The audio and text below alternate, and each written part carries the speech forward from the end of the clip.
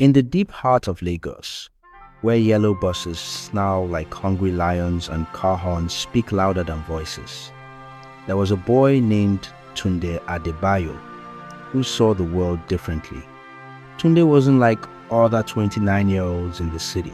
While others rushed to work or danced at nightclubs, Tunde wandered through narrow alleys with an old camera hanging from his neck like a charm. He didn't photograph fashion or celebrities. No, he captured what the city wanted to hide. Abandoned staircases, walls scribbled with forgotten names, a street light that flickered like it was sending Morse codes to the moon. Tunde loved them all, but no one knew why. Tunde had a secret. There was a hole in his memorial place, so empty it hummed like silence. When he was 7, his mother had vanished. No one explained how. No one searched. One day, she was singing him lullabies. The next, she was smoking the wind. And ever since, he'd chased shadows, as if following them might lead him back to her. One evening, with the city yawning toward midnight, Tunde followed a strange feeling. It started with the sound of a drum. Not a loud party drum, but soft, slow, like a heartbeat. Dum, dum, dum. He turned down an alley near Carter Bridge, where the street was damp and quiet, like it hadn't seen sunlight in years. That's when he saw it. A small, hooded child standing perfectly still at the mouth of the alley. Tunde blinked. The child was gone. But in the air, something shimmered, a thin silver mist, curling like smoke, but without a fire. His heart thumped. His fingers gripped the camera. "Only take the picture if you're ready to pay the price," a voice whispered. Tunde spun around. No one was there. He stepped forward anyway. As he passed through the mist, the world around him shifted. The traffic noise vanished. The air smelled of wet earth, old paper, and roasted corn. Lanterns lit themselves one by one. Colorful stalls appeared from nowhere, some made of carved bones, others of floating silk. The ground sparkled like stardust. And everywhere were people that didn't feel quite human. A woman with the face of a cat poured memories into glass bottles. A man with tree roots for fingers sold jars of forgotten songs. A stall offered laughter for sale. Another whispered, "Trade your sorrow for strength." One tear per bargain. Tunde's mouth went dry. He was inside the spirit marketer place he'd only heard of in fairy tales, whispered by old grandmothers when Nipa took the light. This can't be real. But his camera felt heavier, his heart beat louder, and the mist curled around his ankles like it wanted him to stay.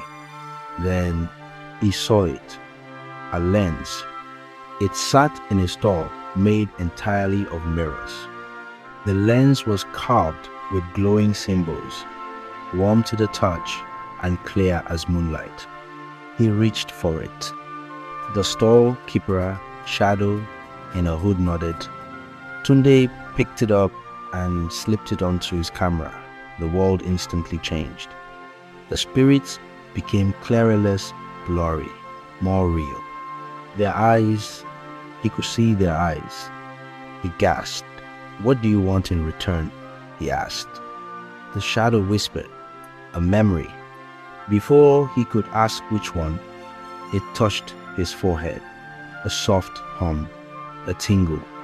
And just like that, the deal was done. Tunde walked backward through the mist, the lens now part of his camera. But something felt strange. His chest was heavy. His hands were cold. When he reached the other side of the alley, the market had vanished. The street was just a street again. No music, no lights, no magic. He hurried home, heart still racing, wondering if it had all been a dream. But later, as he sat on his bed, he tried to remember his mother's voice. He couldn't. He remembered her eyes. He remembered her arms. But her voice, her soft songs, gone, stolen. And on his camera screen was the blurred image of the storekeeper's eyes, glowing, mouth stretched in a crooked, knowing smile. The next morning, Tunde woke up with a cold breeze brushing his skin. He was lying on his bed, yet something felt wrong. The walls of his tiny apartment looked the same. His camera still rested by the window. But when he reached for the old photograph of his mother he kept by his bedside, it was blank. He blinked, rubbed his eyes. The frame was there, the photo was there, but the image, gone, just a gray blur. His heart began to pound. No, no, no. He clutched his head. Her smile, what did it look like again? Her laugh, was it soft like a lullaby or sharp like a bell? The more he tried to remember, the faster it slipped away like sand through his fingers. That evening, with his camera slung over his shoulder and fear thumping in his chest, Tunde made his way back to Carter Bridge. The city bustled like nothing was wrong, hawkers shouting, cars honking, music booming from distant rooftops. But beneath it all, he felt the quiet call of the market pulling him in again like a whisper in a dream. He found the alley where it all began. This time, it welcomed him without resistance. The mist rolled in, the colors changed, and once again he stepped into the spirit market. But this time, it was different. The laughter was louder, the shadows deeper. The stalls had changed. A woman was selling bottled secrets that whispered when you held them. A child danced on water, trading her joy for the ability to fly. A man with no face was trying to remember who he was by buying emotions from strangers. Tunde clutched his camera tightly. His heart was racing like drums in his chest. Then he saw her, Madame Efun Setan, tall, elegant, and terrifying. She stood in the center of the market, wearing a flowing black robe that shimmered like the night sky. Her eyes were silver, glowing like twin moons. She turned to him and smiled. Tunde Adebayo, the boy who traded a memory without asking its cost. Tunde froze. "I want it back," he said. His voice shook. Her smile widened. "Ah, they always do, after the trade is done. But the market is fair, child. Always fair." He stepped closer. "He took my mother." She raised a delicate eyebrow. "No, dear, you gave her to us for a lens." Tunde gritted his teeth. "Then I'll make another trade. Give her back." She let out a soft, sad laugh. "You don't understand how this works. You don't get to pick and choose memories like toys in a box." With a wave of her hand, the air shimmered, and suddenly, Tunde was standing inside a memory not his own, but someone else's. A woman in white stood at the edge of the market, holding a baby. She looked just like his mother. She was crying. A man with golden eyes stood before her. "You've broken the rule," he said coldly. "A guardian must never love a mortal." She begged, pleaded. Spirits only watched, and then she vanished into dust. All that remained was the baby and silence. The memory faded. Tunde collapsed to his knees, gasping. "She was one of you," he whispered. Efunsetan's voice was gentle now. "She protected this market for 100 years until she loved your father. That love cost her everything." Tunde looked up, fire in his eyes. "Then I'll take her back. I'll find her.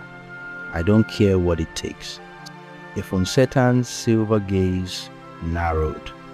She leaned down, her voice like silk wrapped in thunder. "Then, make your trade. Give me your name, your last anchor to the living world. In exchange, I will return her final memory to you." Tunde's breath caught. His name? Without it, who would he be? A ghost? A shadow? A forgotten boy wandering the world? He could almost feel it slipping away just thinking about it. Then he remembered the warmth of his mother's hands, the scent of her hair, the lullabies she used to hum. Even those were fading. He stood up slowly, trembling, and whispered, "Number." Efunsetan's expression froze. "You refuse the trade? I won't give you my name. I'll find another way." Her voice cracked like lightning. "Then you will fade. You will be nothing. No memory, no past." Tunde turned, heart pounding, and ran. The market spun around him, twisting like a storm. Shadows reached for him. Laughter turned to screams. He clutched his camera, knowing there was only one thing he had left. Truth. He would use the lens, the one he traded for. Maybe it could show him the hidden world. Maybe it could reveal what was stolen. Back in his room, he locked the door and placed the camera on the table. He took a breath, raised the lens, and aimed it at the blank photo of his mother. For a moment, nothing. Then, light, a soft glow, a whisper, and slowly, a smile began to appear. Not fully, not yet, but it was there. And in the air, the faint sound of humming, the lullaby, her lullaby.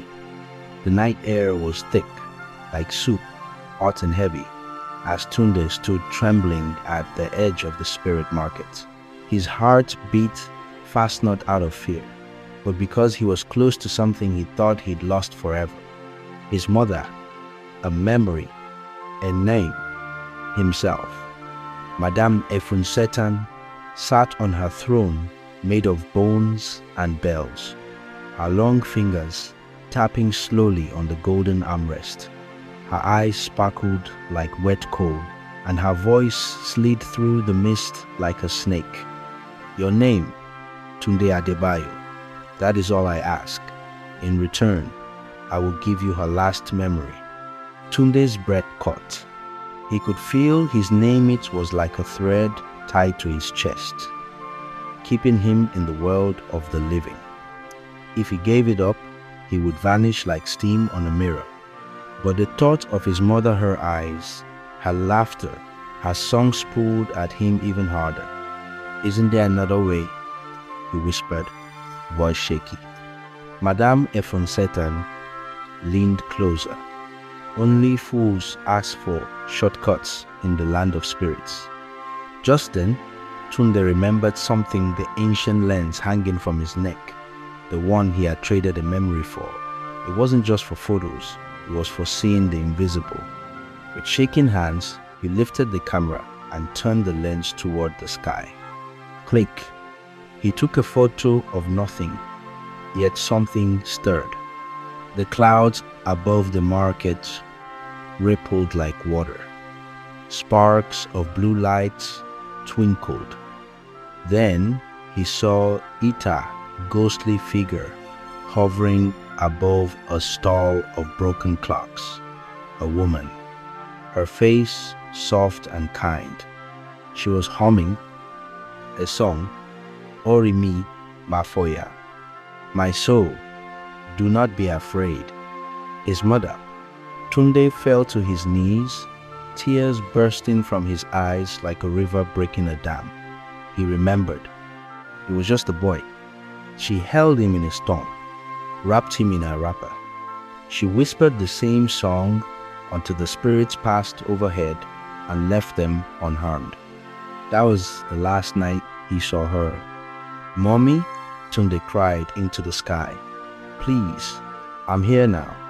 Madame Efunsetan's voice cracked the air like thunder. "Foolish boy, you were warned. Memories once traded are not yours to touch again." She raised her long hands, and the ground split beneath Tunde. Screams echoed from below. The spirit market began to shake. Stalls tipped over. Jars of bottled dreams shattered, spilling glowing colors into the fog. But Tunde didn't run. He aimed his camera one last time right at his mother's spirit. He clicked the shutter, and in that flash of light bright as lightning, something changed. The photo developed instantly. A picture slid out. Not a ghost, not fog, but a real image. His mother smiling, holding baby Tunde in her arms. As he held the photo to his chest, warmth poured through him like sunshine through cold skin. He remembered it all. And just like that, the spirit market began to fade. The spirits howled and scattered. The mist peeled away like smoke in the wind. Madame Efunsetan screamed but her voice cracked and she crumbled into feathers. The world turned upside down. Then, silence. Tunde woke up under Carter Bridge. It was morning. The sky was pale orange. Birds chirped. The street hawkers were back, calling out, "Pure water, gala, holy." It was as if nothing had ever happened. But in his pocket, a photograph, his mother, and him smiling. Oh, weeks later, at an art gallery in Ikoyi, a new exhibit opened. Spirits of Lagos, and through forgotten things. People walked through in silence, eyes wide with wonder. But in the last corner of the gallery, behind a beaded curtain, was the photo of his mother alone, glowing softly under a spotlight. The caption read, "Memory returned." Tunde stood nearby, watching. Then he felt something. Soft breeze. He turned. A tall woman, wrapped in black lace, stood behind him, her face hidden in shadow. She looked at the photo, then at Tunde. She said nothing. She placed something in his hand, a black feather. Then she vanished. Only the feather remained, warm in his palm. The story teaches us that our memories, both joyful and painful, shape who we are. In a world where people often trade pieces of themselves for success, beauty, or escape, the story reminds us that our identity, family, and past are treasures beyond price. Sometimes, the hardest things to remember are the most important, and forgetting them can mean losing ourselves. True strength lies not in what we gain, but in what we choose to hold on to, especially love, truth, and the stories that make us whole. Thanks for watching. Please drop your thoughts in the comment section and the location you are watching from.